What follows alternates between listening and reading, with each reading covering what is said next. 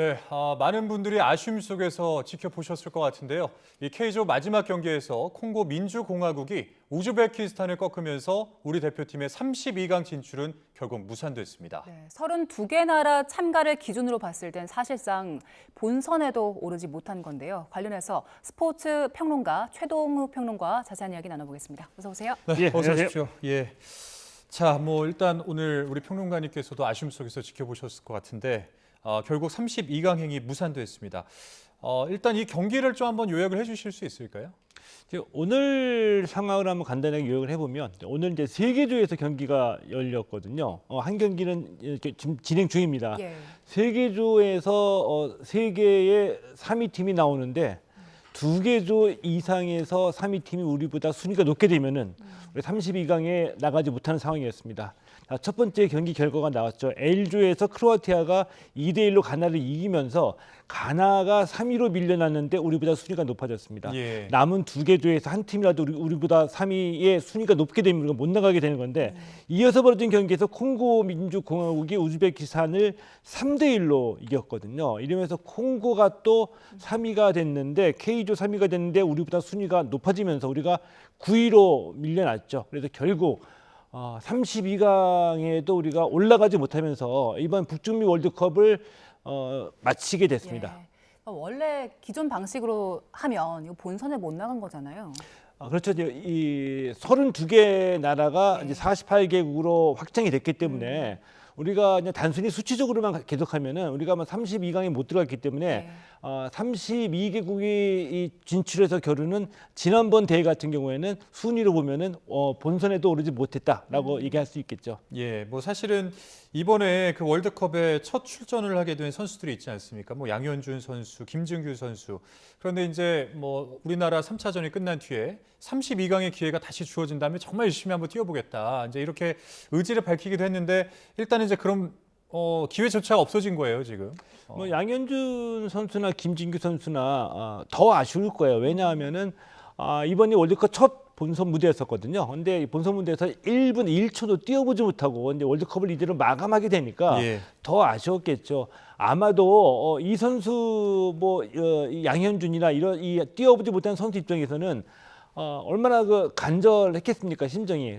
1분이라도 주어진다고 한다면 월드컵에 내가 꼭 뛰어보고 마치겠다고 했는데 기회를 얻지 못했죠. 하지만 양현준 선수는 차세대 우리 대표적인 공격수로 성장할 선수이기도 하고요. 때문에 양현준 선수와 같이 20대 초반의 선수들에게는 이번 월드컵이 마지막이 아니니까 이번 월드컵에서 했던 그 쓰라린 경험도 자양분으로 삼아서 더 발전할 수 있는 계기로 만들어져야 되겠죠. 네, 말씀하신 것처럼 이번 월드컵은 이렇게 끝났지만 우리가 내년에 아시안컵도 있고 4년 뒤도 있잖아요. 그렇기 때문에 어떤 점을 보완해야 하는지 좀 봐야 될 것 같은데 이번 월드컵 지켜보시면서 가장 답답했던 부분은 어떤 부분이에요?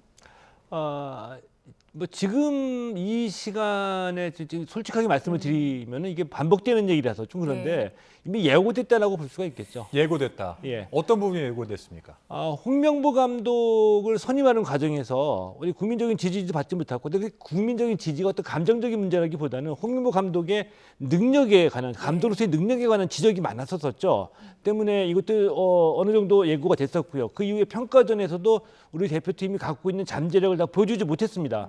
이 잠재력이라고 얘기하는 거는 손흥민, 이강인, 또 김민재, 또 황인범 같은 선수들을 데리고 왜 이 정도이냐라는 얘기인 거고요. 결국에 저도 그렇지만 아침 드라마를 욕하면서 보는 것처럼 그래도 우리 대표팀인데 한번 봐야지. 신락 같은 희망 걸어보면서 1차전에서 또 이렇게 바뀌는구나라고 혹시나 하는 기대가 있었지만 결국에는 이렇게 마무리 짓게 됐는데요. 감독의 문제가 가장 크다고 봅니다. 감독 리스크. 근데 그 가장 근본적인 거는 감독 리스크를 떠안게 된 이유는 협회의 거버넌스 문제이죠.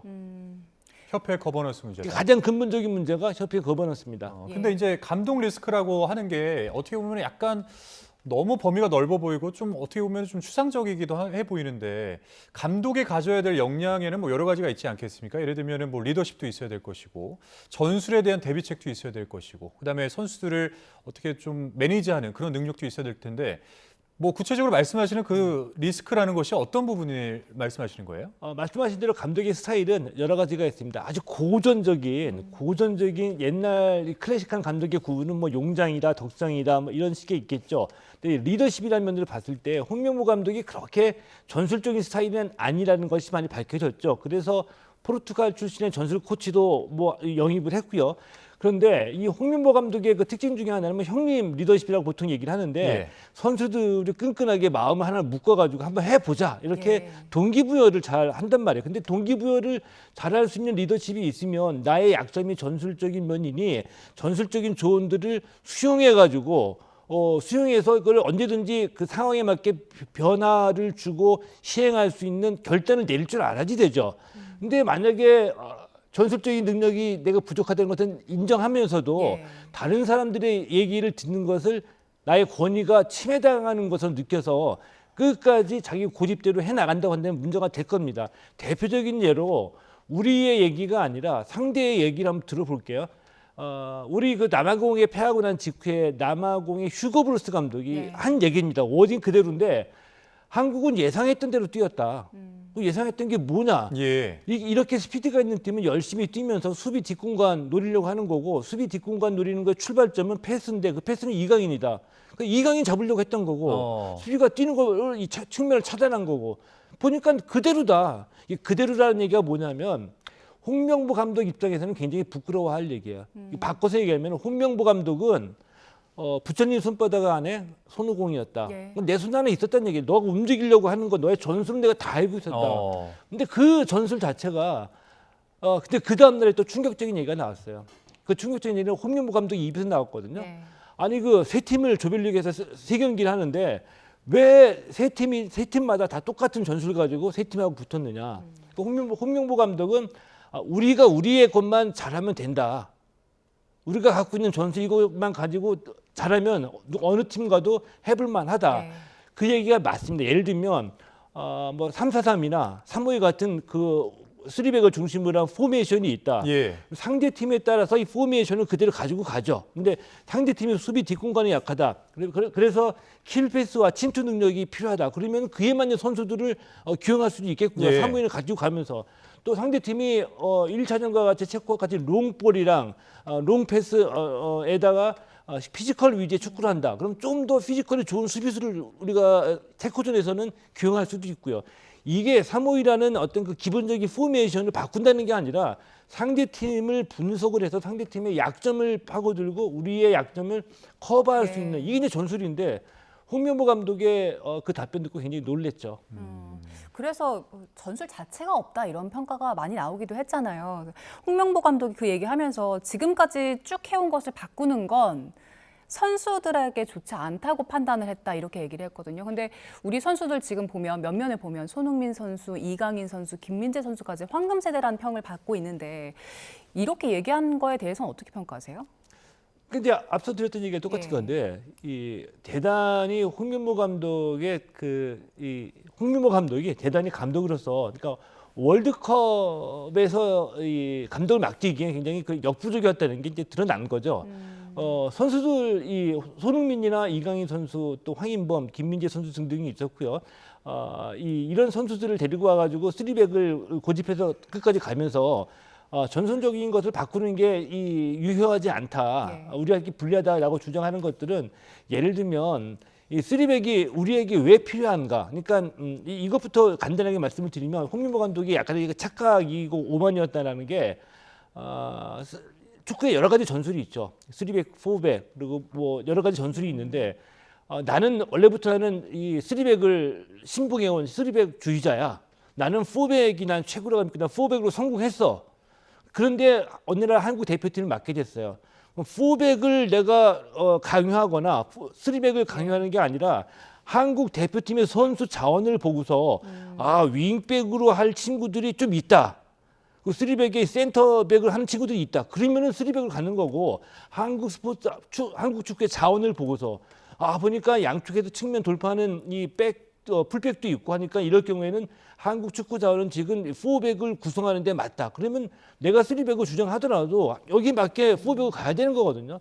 근데 우리는 그동안 계속 히딩크 때부터 이제 포백으로 바꿔가지고 포백으로 계속 단련돼 왔고 우리의 가장 그동안에 지적되었던 바는 그 왼쪽 풀백의 자리, 그러니까 수비를 하면서 드리블 치고 올라가가지고 크로스를 올려주는 공격에도 활발하게 참여해주는 예. 이런 왼쪽 풀백 자리가 되게 계속 고민이었었거든요. 그럼에도 이제 그 윙백이 이 가장 중요한 쓰리백을 고집하면서 여태까지 갔다는 거는 홍명보 감독으로서는 어떤 자신만의 어떤 세계에 빠져서 내가 최고고 내가 국가대표 감독이니까 나에게 와야지 내가 그들에게 다가갈 수 없다라는 오만스러운 어떤 그 팀 관리였다라고 볼 수가 있는 거죠. 예, 그러니까 우리나라 축구 대표팀의 선수들은 한정적이니 그 선수들의 자원을 활용해서 최적의 전술을 찾아내야 되는 것이 이제 홍명보 감독의 일이었지만 이제 그 어떤 매칭이 잘 안 됐다 이제 그런 취지의 말씀이신 것 같은데. 그렇죠. 그 정반대의 접근이었죠. 예, 그러니까요. 그런데 그렇다면 이제 저희가 이제 이쯤에서 좀 한번 짚어봐야 되는 것은 선수들의 기량은 괜찮았을까? 뭐 이런 부분들을 좀 궁금해할 수 있을 것 같거든요. 선수들의 움직임은 어땠습니까? 마지막 3차전은 좀 미스테리였었습니다. 근데 그 얘기는 조금 이따가 하고 일단 선수들 면면으로만 보게 되면은 예. 역대 최강이다라는 얘기가 나올 정도로 그러니까요. 이 실제로 그래서 우리 선수들의 멤버를 보고서 축구협회가 이번 월드컵에는 우리 8강 목표로 한다 이런 얘기까지 할 정도였었거든요. 그래서 실제로 이제 8강을 목표로 해가지고 들어간 겁니다. 이런 얘기할 경우 선수 개개인의 어떤 그 자원적인 면으로 보면은 굉장히 가능성이 높았었죠. 근데 아무리 좋은 선수라고 하더라도 예를 들면 우리가 직접 본 것처럼 손흥민 선수 같은 이런 자원이라고 할지라도 왼쪽이냐 원톱이냐에 따라서 움직임과 동선이 달라지니까 때로는 선수의 재능을 가리게 할 수도 있고 또 어떤 자리이냐에 따라서 선수들도 빛나게 할 수도 있는 거죠. 오른발을 쓰는 선수를 왼쪽 자리에 넘겨놓고 예를 들어 서령우 같은 선수요. 2차전에서 이런 일이 벌어지면 선수들의 재능을 감독이 맡게 되는 거다 이 얘기입니다. 그리고 그 감독의 어떤 그 재능이라는 면으로 보게 되면은 앞서서 말씀드렸던 것처럼 어떤 정형화된 어떤 고정된 리더십은 없다라고 봅니다. 그러니까 사람의 선수들의 마음을 가지고 오는데 능한 사람, 그러니까 스타 선수와 같이 고집스럽고 자아가 강한 선수를 관리를 잘하는 어떤 멘탈과 심리전을 하는 뛰어난 감독이 있고요. 자, 그런 것보다도 세세하게 아주 전술적으로 또 해박한 축구 이론과 지식을 가지고 선수들을 굴복시켜서 설득해가지고 팀을 이끌어가는 감독도 있고. 근데 이 자신의 장점을 살리면서 부족한 점은 그러니까 스텝이 있는 거잖아요. 예. 내가 의료 부분까지 잘 모르니까 의료 코치 따로 있는 거고. 예. 전술이 약하면 전술 코치 들은 거고 그래서 또 내가 심리적인 면을 약하다고 한다면 그래서 또 이제 멘탈 코치도 따로 두는 거고 네. 이렇게 그래서 이제 스태프가 있는 건데 너무 이제 홍명보 감독은 그와 같이 뛰었던 선후배들이 하는 것처럼 또 2002년 때 히딩크 감독이 지적했던 것처럼 다 좋은데 자존심이 너무 강해서 내가 홍명보를 지금 돌리고 있다. 이 얘기는 무슨 얘기냐면은 밀당하면서 심리적으로 무릎 꿇리기를 내가 했었다라는 게 히딩크 감독의 얘기거든요. 그런 이 홍명보 감독의 어떤 캐릭터가 감독으로서도 그대로 드러나는 거죠. 예.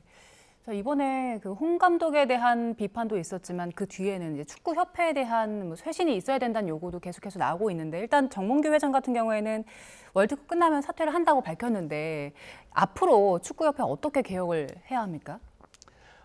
이제 크게 말씀을 드리면 절반이다. 정몽규 회장의 사퇴를 본인이 얘기했기 때문에 기정사실화해서 보면 절반의 성공이다. 왜냐하면 정몽규 회장이 물러나는 것도 중요하지만 누가 회장이 되느냐에 따라서 이 밑그림이 달라지고 실제로 축구협회 행정이 달라질 수도 있기 때문에 능력이 있고 소신이 있는 이런 회장을 뽑아야 된다라는 게 이제 중요한 문제입니다.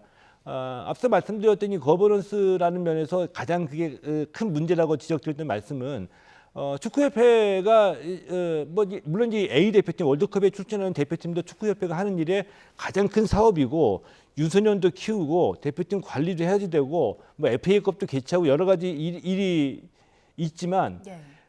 이 A 대표팀 월드컵에 나가는 이 대표팀이라는 이 의미를 그러니까 이 나라별로 분석해서 보면은 단순히 11명의 또는 26명의 선수들만 잘하는 선수를 선별하는 게 아니라 아주 그 유소년 축구서부터 선수들을 선발해가지고 육성하는 그 한 나라의 축구 전력의 총합이 국가대표팀 전력으로 나타나는 거라고 보거든요. 근데 그거를 다 기획하고 매니지먼트를 해야 되기 때문에 축구협회의 역할이 가장 중요하고 축구협회는 또 회장이 누구냐에 따라서 달라지기 때문에 회장을 잘 뽑아야 된다고 생각이 들죠. 그러니까 이 구체적으로 이제 어떤 능력과 어떤 소신이 있어야 되는 거예요?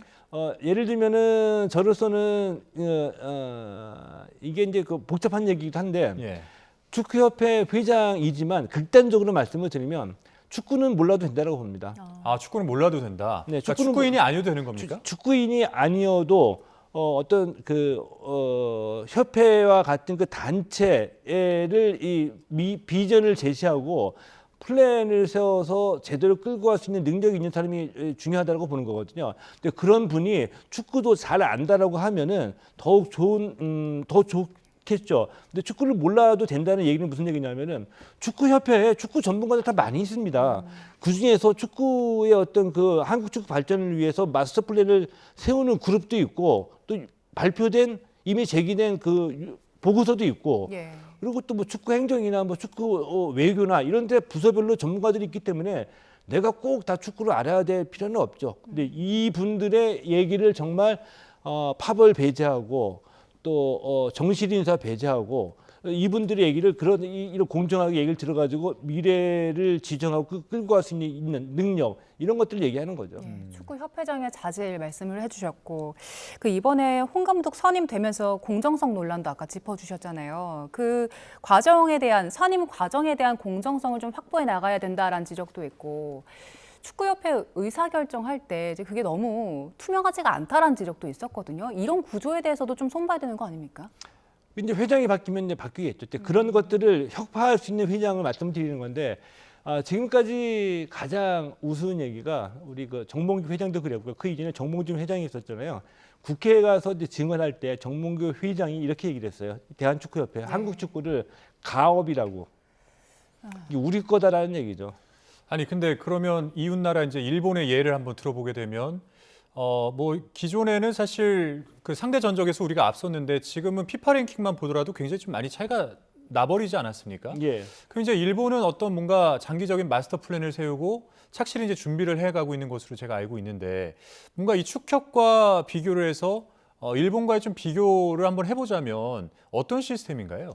그러니까 일본은 완전히 공적인 시스템이죠. 공적인 시스템에서 공개된 공개된 그 조직을 통해 가지고 시스템을 통해서 어떤 이제 그 플랜을 세워 가지고 100년 뒤에 우리 월드컵 우승을 목표로 50년 정도에는 어떤 성과를 이루고 그래서 지금 무엇을 하고 이 플랜을 세워 가지고 공개되고 검증된 플랜으로 공개적으로 집행을 하는 거죠. 시스템을 움직이게 되는 거죠. 사람이 있으니까. 그런데 앞서 말씀드렸던 것처럼 우리나라 한국 축구는 정몽규 회장이 이 대한축구협회 한국 축구는 우리 가업이다라는 얘기할 정도로 나의 것 사적으로 인식했단 말이죠. 그러니까 나의 측근들을 거기다 앉혀가지고 공적인 시스템이 구축은 돼 있지만 공개적인 절차를 따르지 않고 몇몇이 회장에게 직보해가지고 회장의 의견으로 그냥 결정을 했다는 겁니다. 대표적으로 클린스만 감독 이 정몽규 회장이 클린스만 감독에게 직접 만나가지고 우리 한국 대표팀 감독 맡아달라 부탁하고 난 다음에 모셔온 거 아닙니까? 형식적으로 다 이 선발위원회 거치고요. 이런 차이가 있다는 거죠. 이런 차이가 있어서 그 결과 어떤 결과가 나왔냐 하면은 일본은 지금 무리야스 감독이 대표팀 8년이고요. 지난 대회에서부터 또 지지난 대회에서부터 나온 성과를 그대로 밟고 올라가면서 쌓아가고 있거든요. 근데 우리는 예를 들어 가지고 월드컵 16강을 승점 3점이라고 치면은 지난 대회 승점 3점을 얻었지만 지금은 0점에서 다시 시작합니다.